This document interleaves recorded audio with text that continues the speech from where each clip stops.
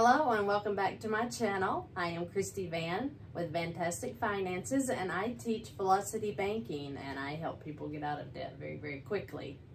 So today we are working with a 30-year-old single man in California, and he is interested in paying off his home loan really quickly.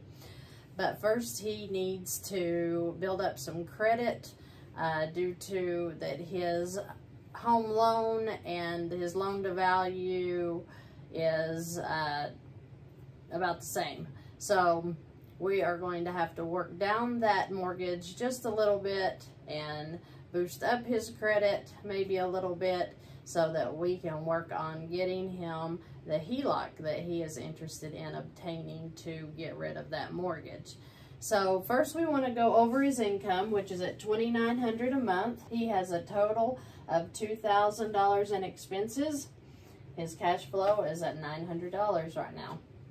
He has no debt weapons. That means he has no HELOCs. He has no lines of credit to work with. The only thing that he has currently is two smaller credit cards. One is $1,300 with a balance, and I think it had $2,000 limit on it. And then credit card number 2 only has a $200 limit, and I think it has a zero balance. So the mortgage that he currently has is at $126,000. He bought the home for $130,000, and his payment is $1,000. It is a 30-year mortgage at 3.5%. So I have suggested that he take all of his expenses and put on credit card number 1, so that we can work to pay credit card number 1 off without any problems, while he works to obtain a $10,000 or more line of credit. He is very low on the credit card already. It's not a real concern for me. It's basically just giving him time to, 1, get used to the strategy of using a credit card as his checking account and putting that income in, running those expenses through the credit card, revolving in and out.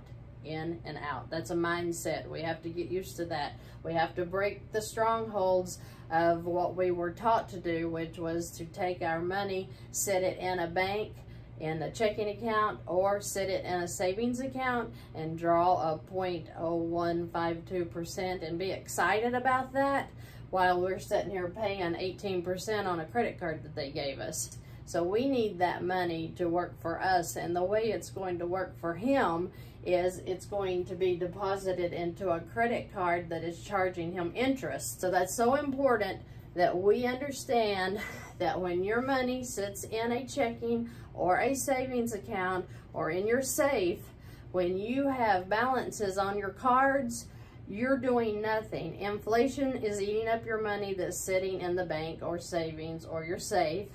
And if inflation's not getting it, then you're getting eat up with interest rates. So it's important that you get the money on the lines of credit, okay? Oh, another important thing is when you put a payment in, like for a mortgage, a car payment, it's gone, right? You can't pull back in there and use it again. So don't look at your lines of credit as debt. They're not debt. They're revolving credit that we can use as we need to use it. So don't look at a credit card, a HELOC, any line of credit with simple interest. Don't look at it as a debt. You know you're going to put your money in there, and then when you need it again, whether for an emergency, whether for living expenses, or as a savings account, you have the money in your credit card. So take care of that thing. Don't cut it up. We need those. Don't cut up your credit cards. Use them. They are a great source of a debt weapon that will help you come out of debt when used correctly. Does that make sense? Because everybody that has a credit card, that has a balance on it, that has an income, that has expenses, can do this. And some people can get their credit cards paid off in 1 month, depending on what their cash flow is. Now, when he obtains the line of credit that we are working for here on his credit cards, When he gets this line of credit, he is going to chunk $10,000 onto his $126,000 balance mortgage. That will bring his balance down to $116,000, right? Okay, so, you know, you're like, well, but you've still got the $10,000 you're paying for right here. What's the sense? That doesn't make any sense. Well, where is the payment on this line of credit? What is the number one thing that I have said happens when you make an income deposit into your line of credit? It satisfies the payment, right? So, do you really have a payment on this $10,000 line of credit? No, no. What is going to happen is he will be done with this credit card, and then all of his expenses will be transferred here, and then he can turn around and put his income, all of his income, into his $10,000 line of credit, okay? If that doesn't make sense, ask questions. After he gets the LOC, a line of credit, he will make his first month's deposit of $2,900 directly into this line of credit. That will bring his balance down to $7,100. In month one, his expenses will come out now because he'll have $2,000 approximately of expenses. So the $2,000 will come out, bringing his balance back up to $9,100.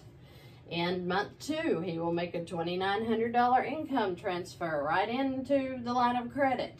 And then all of his expenses will come out of the line of credit. What does that mean? Those expenses don't come out on the same day, right? No, you could have, you know, go to the grocery store on the 3rd. Your mortgage would come out on the 1st. Your electric bill may come out on the 9th. Maybe you'll get gas on the 10th. Maybe you'll pay your cable bill on the 14th. So it gradually builds back up. This $2,000 gradually builds, right? So by the time he deposits his income and pays his expenses, his $10,000 line of credit will be back up to $8,200. Month 3, he will make another income deposit of $2,900, bringing his balance to $5,300, and then adding the expenses back in for month 3 throughout the month will bring him to $7,300. So we know that the HELOC, this may not be a HELOC. A HELOC is a line of credit, but you can get unsecured lines of credit through banks and credit unions that you can use to pull cash. And they're usually quite easy to get, but you have to ask for them, and you have to make sure they are simple interest, not amortized loans, okay?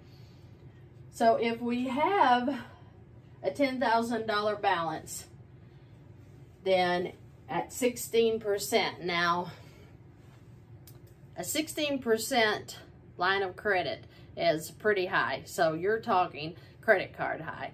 But for this scenario, I wanted to show you what 16% of interest is compared to a mortgage interest, okay, at 3.5%. Okay, so if you have 16% interest on $10,000, that is, in the last video I showed you how to figure your interest. That would be 10,000 times 16, then divided by 365 days, which would give him $4.38 a day, equaling $131.40 a month, right? Okay, so if he left $10,000 sitting on that line of credit, he is going to pay $131.40 a month if that interest rate is 16%, right? Okay, but look, what happened in the first month? Does he ever hold a $10,000 balance? Do you see a $10,000 balance on there at all? No. And is he holding it for the whole year, which is what that $10,000 balance was figured on? Because remember, it's 10,000 times 16% gives you the year's interest, right? Divide that by 365, times 30, you get $131.40 for the month. He never holds a $10,000 balance. Never. So he's never going to pay the whole amount that he would pay on a $10,000 balance, because as a line of credit comes down, the interest charge comes down as well. That's very important to know.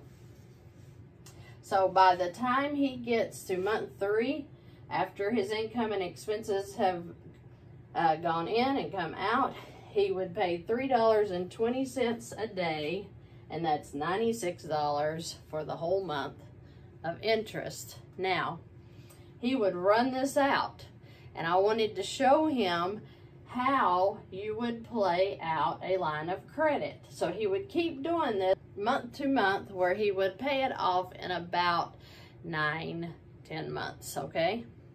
Now, let's show what that did to the mortgage.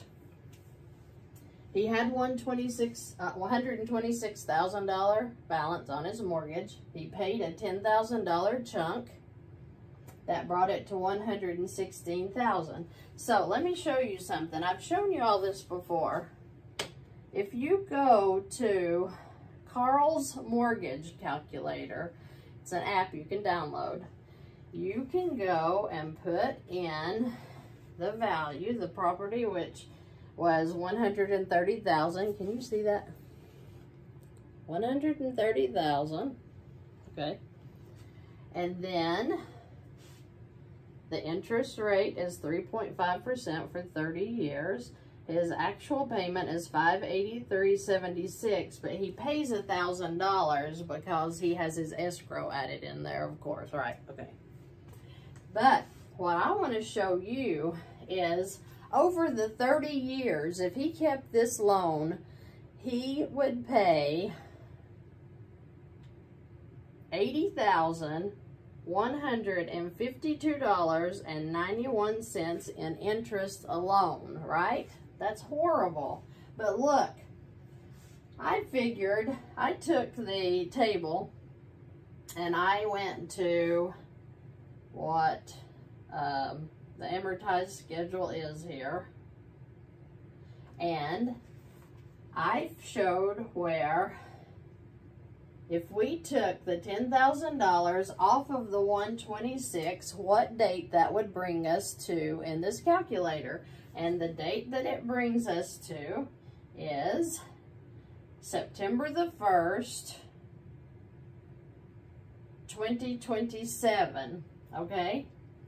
So the $116,000 is at November the 1st, 2027 at $116,118.17. So I figured that that was 4 years and 9 months that this $10,000 chunk completely wiped out like that, okay? So one chunk of $10,000 wiped out 4 years and 9 months. What else did it wipe out? Well, let's figure.